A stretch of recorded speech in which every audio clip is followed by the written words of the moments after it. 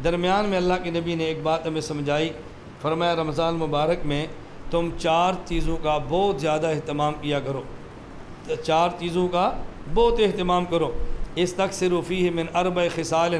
اب اللہ کے نبی بات کیسے سمجھاتے ہیں؟ فرمایا ان میں 2 چیزیں تو ایسی ہیں جس سے اللہ خوش ہو جاتا ہے، اور 2 ایسی ہیں جو تمہاری اپنی ضرورت ہے۔ 2 چیزیں ایسی ہیں جس سے اللہ راضی ہو جاتا ہے، اور 2 چیزیں ایسی ہیں کہ جس کے بعد تمہارا گزارا ہی نہیں ہے۔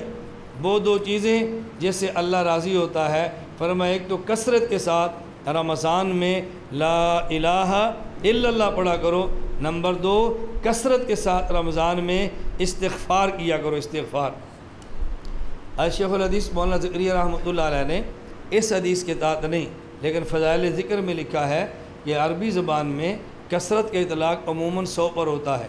اگر کوئی آدمی 100 بار کام کرے اسے کثرت کہہ دیتے ہیں۔ اس کا معنی یہ ہے کہ رمضان میں بطور خاص آدمی کو کم از کم 100 مرتبہ لا الہ الا اللہ اور 100 بار استغفار پڑھنا چاہیے۔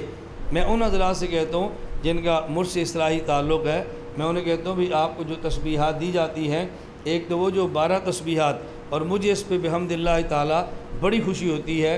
اب ایک حلقہ ایسے افراد کا بن رہا ہے کہ جو مجھے خود کہتے ہیں کہ ہم مولانا صاحب روزانہ یہ 200 مرتبہ لا الہ الا اللہ، 400 مرتبہ الا اللہ اور 600 مرتبہ اللہ واللہ اور 100 مرتبہ اللہ، ہم 12 تسبیحات کا اہتمام کرتے ہیں۔ اللہ آپ سب کو توفیق عطا فرمائے۔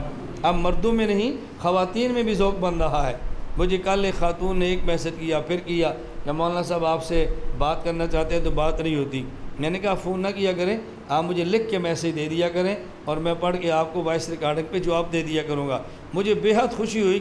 اب اس خاتون نے مجھے اپنے حالات لکھتے ہوئے کہا، اب میرے موبائل میں میسج موجود ہے، اس نے کہا مولانا صاحب میں آپ کے بتائے ہوئے اذکار کی پابندی بھی کرتی ہوں، میں نوافل کی پابندی بھی کرتی ہوں، میں تلاوت بھی کرتی ہوں، الحمدللہ شرعی پردہ بھی کرتی ہوں، اور مجھے خواہش ہے آپ میرے وظائف اور اوراد جو میں ذکر کرتی ہوں اس کو تھوڑا سا بڑھا دیں۔ اور ساتھ اس نے ایک جملہ لکھا، اس سے لکھنے میں غلطی ہوئی، مجھے اس نے کہا میں صلاۃ و تسبیح بھی پڑھاتی ہوں۔ میں نے فوراً واپس میسج کیا صلاۃ و تسبیح اکیلی پڑھتی ہو یا خواتین کو جماعت کراتی ہو؟ اس نے کہا جی لکھنے میں غلطی ہوئی، جب سے آپ سے تعلق قائم ہوا بحمد اللہ تعالیٰ میں نے اپنے محلے سے بدعات کا جنازہ اٹھا دیا ہے، اور میں آپ کے مسلک کی امین ہوں۔ یہ ممکن نہیں ہے کہ ہم بدعات کا ارتکاب کریں، تو بس لکھنے میں غلطی ہو گئی۔ میں خواتین کو ترغیب دیتی ہوں اور خواتین صلاۃ و تسبیح کی صلاۃ و تسبیح پڑھنے پر لگ گئی ہیں۔ میں چاہتی ہوں میرے اذکار کے اندر اضافہ کر دیں۔ میں نے کہا اذکار میں آپ اضافہ نہ کریں، رمضان آ رہا ہے، تلاوت قرآن میں اضافہ کر دیں۔ تو میری آپ سے گزارش ہے، جس طرح ہم کہتے ہیں بھی روزانہ 100 بار لا الہ الا اللہ، 100 بار استغفر اللہ اور 100 بار درود پاک پڑھتے ہیں، تو کم از کم رمضان مبارک میں تلاوت قرآن کے ساتھ ساتھ آپ ایک تسبیح اور بڑھا دیں۔ رمضان میں ایک لا الہ الا اللہ کی بجائے 2 تسبیحیں پڑھیں، استغفار ایک کی بجائے 2 کریں، اور درود پاک ایک کی بجائے 2 مرتبہ۔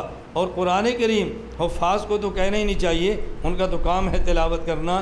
جن حضرات نے قرآن کریم زبانی نہیں پڑھا، ناظرہ اوپر دیکھ کر پڑھا ہے، وہ رمضان میں کم از کم 2 قرآن کریم ختم کرنے کا اہتمام ضرور کریں۔ کم از کم 2 قرآن کریم ختم کرنے کا اہتمام ضرور کریں۔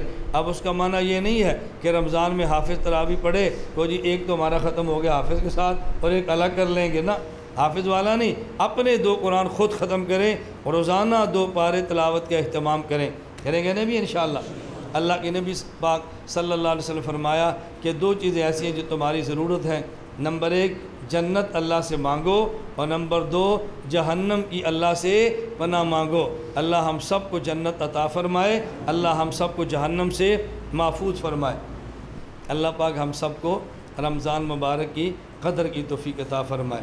میری آپ تمام احباب سے گزارش ہے کہ رمضان مبارک میں ایک تو تلاوت کا بہت زیادہ اہتمام فرمائے، تراویح کا بہت زیادہ اہتمام فرمائے، اور سب سے بڑی بات گناہوں سے بچنے کا اہتمام فرمائے۔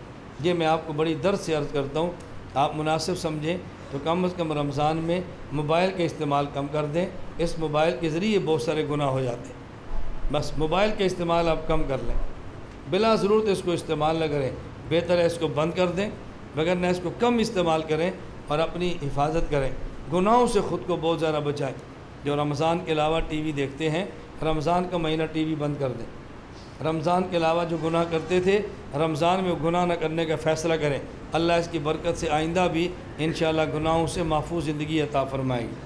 لا الہ الا اللہ، لا الہ الا اللہ، لا الہ الا اللہ، ما لنا رب سوا.